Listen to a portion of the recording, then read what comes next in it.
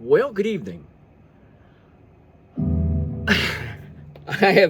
I've been on a quest um, for a little while now, and I've been looking at ESP Eclipses.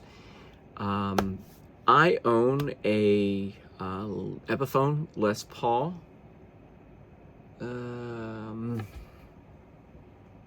Yeah, right there. It's an Les Paul Modern, and I bought it as a husk, and I wasn't really a Les Paul fan. And I played typically a lot past the 12th fret, and Les Pauls just don't have, except for the modern. Modern, actually, that's the reason I got the modern, is because the cutaway at the top of the neck. But I had this weird calling, and some of it's peer pressure, I'm sure, because everybody wants a Gibson Les Paul, or at least wants to play one. So I've been talking to my best friend Shannon, and he not a Les Paul fan at all. He ended up buying two LTD. One was the Andromeda Blue, and the other one was the Andromeda Gold, single cuts. And of course, he blamed it on me because of my search for a single cut. So I was at Bill's Music and saw my friend Matt Bergman, who works there. Bill's, if you ever get a chance to go to Bill's Music, such a great group of people. Really, I cannot say enough about Bill's. Anyway, I digress. So I'm walking around the store talking to Matt, just kind of out of the blue. And I walk in the back section. There's a guitar hanging on the wall. I was like, wow, that really looks cool. I'm sure you can see what it is.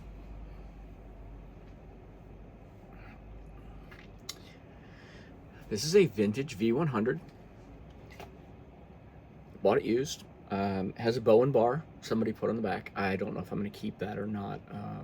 I might put the hardtail back on it. But anyway. Two chrome humbuckers. The strings were kind of gritty, so I took the strings off and cleaned up the fretboards. I use, in case anybody's wondering, I use Howard's Feed and Wax. This stuff is phenomenal for rosewood fretboards. Actually, I use it on my ebony fretboards as well. And while I was cleaning this, I thought, maybe I'll check underneath the pickups to see what's in it. Whoever had purchased this previously ditched the factory pickups. I knew nothing about vintage V100s. Know nothing about the pickups. I know these are built in the UK, which is actually pretty cool. Anyway, so when I was checking it, the pickups are the EMG Revelation set, the passives. Parashwan, I can't think of his name. He actually did a solo with Andy James. They did a song together. Anyway, so I picked this guitar up, and I told Matt immediately, I want that guitar. I ended up paying $240 for this thing. It has a 60 style neck, does not have a 50 style neck, which, as some of you know, my wrist and hand and shoulder were broken, and my left wrist, hand, and shoulder were broken, and badly broken in a motorcycle accident. I have a lot of nerve damage in my hand and my wrist and my shoulder. So playing chords just isn't in the cards for me. I have to play single note because chords hurt like holy hell. So if you ever watch any of my videos and wonder why I don't play chords, that's why, because it hurts. This thing weighs 10.7 pounds, and I mean, it is every bit of 10.7 pounds, I can assure you. Again, I have shoulder damage. My humerus was broken in half and shoved up out the inside of my underarm. So again, nerve damage up here as well. So pulling on my neck doesn't feel really good. So what I do is I put my strap over my shoulder, and then I put a piece of memory foam underneath of it. So I rest some of it on my leg. I don't know how anybody could play this guitar standing up for a long period of time. Anyway, this guitar is, like I said, I paid $240 for this guitar. This is a beautifully made guitar. I can't find a single flaw on this guitar. Now, they did have an issue with the screw up here. I guess whoever had it before screwed up the threads on it, and I did put some wood putty filler on. I'm gonna have to sand that once it dries, and actually probably already dry, and I'll sand it smooth and then I'll touch it up. But anyway, the rest of this guitar is flawless. $240. Now that's pretty much going for V100s, 300 to 400 bucks. It was actually $299, but I had some store credit, so I ended up getting it for $240, $243, $245.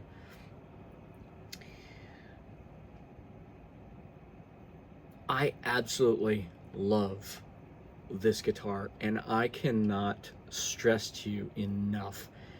Now, I played 3 Gibson Les Pauls. One was a modern. The other 2 were, one was no custom shops, just standard models. This guitar, the fret ends, the fit and finish of this fretboard, honestly, it's better than the Gibsons I played. I'm not joking. Now, they probably sit in the stores and the fretboards probably dry out, so you probably have all sorts of fret sprout. Maybe this was conditioned, I don't know.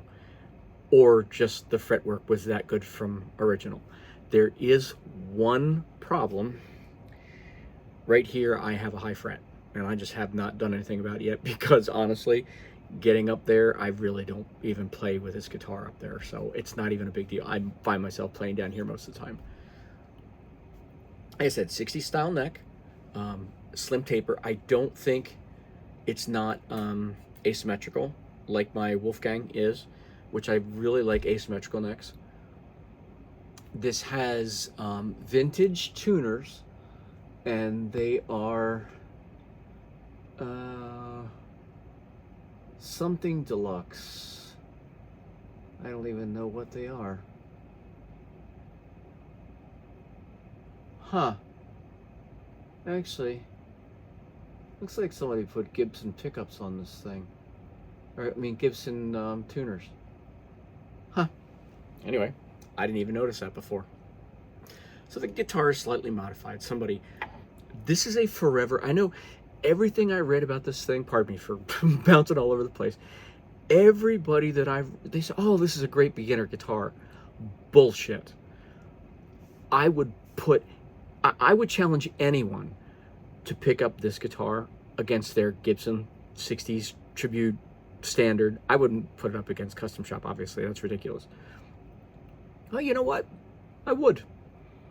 This guitar is insane for the money. Pardon me, put my hand in front of my mouth. There's nothing to not love about this guitar. The weight, okay, it is not weight relieved, but neither is the 50s and 60s, the originals. Oh, I just felt a chip. Anyway. This thing.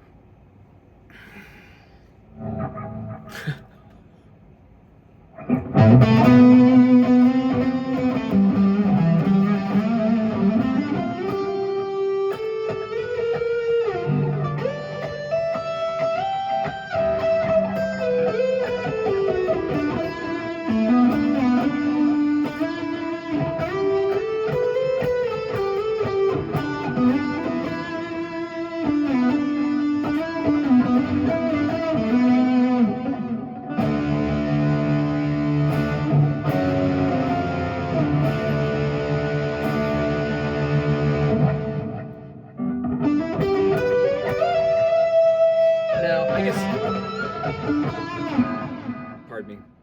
And no, this isn't a great comparison because this has the Revelation, EMG Revelation pickups. So it's got a $300 set of pickups in it. I didn't put them in it. Whoever had it previously did. There are so many great guitars on the market right now. I've played Epiphones. I actually have a, I don't know if you can see it over there. I have a gold top, but it's an Agile AL 2000 with P90s. That weighs 8.5 pounds. That guitar, again, has almost a very similar neck. Fretwork, amazing. 0 dead frets, 0 issues with that guitar at all. I was at Atomic Music and picked that up for $240 out the door. Tax, everything, $240 flat. I'll save that guitar for another time. I think what I'm going to do, I am going to go on Guitar Center or Musician's Friend, purchase a used Gibson Les Paul standard, and do a full comparison between these two. So you'll see that in the future. I wanted to do this video because I wanted people to understand you don't have to go out and break the bank with a Gibson Les Paul. Like I said, this is made in the UK. How in the hell they make this guitar for the price they do, I will never know. This is a solid mahogany body with a set neck. I don't think the inlays are mother pearl. Probably not at that price. But again, I don't play professionally, first of all. So I don't really need a professional level guitar. I have some, but I don't play. I have 3, but the rest of my stuff is cheap, inexpensive. I would buy another one of these. As a matter of fact, I'm contemplating getting the P90 version of this with a gold top to challenge it against the Agile that I have. Do yourself a favor. Go out and find a V100 and play it. If you have a Gibson, that's even better, because and here's the thing, I would love to hear back from anyone that has actually done this or is going to do it, and I'm curious to know the outcome of your comparison. Anyway, I'm just doing this as a short. My goal is to do the comparison between this and a Gibson Les Paul. Do yourself a favor, go out and play one of these things. It is the Vintage V100, and phenomenal. Thank you, Vintage, for creating such an amazing guitar at this price point, because I don't think there's another guitar in the market that I've played that the sustain on this guitar, the dry sustain,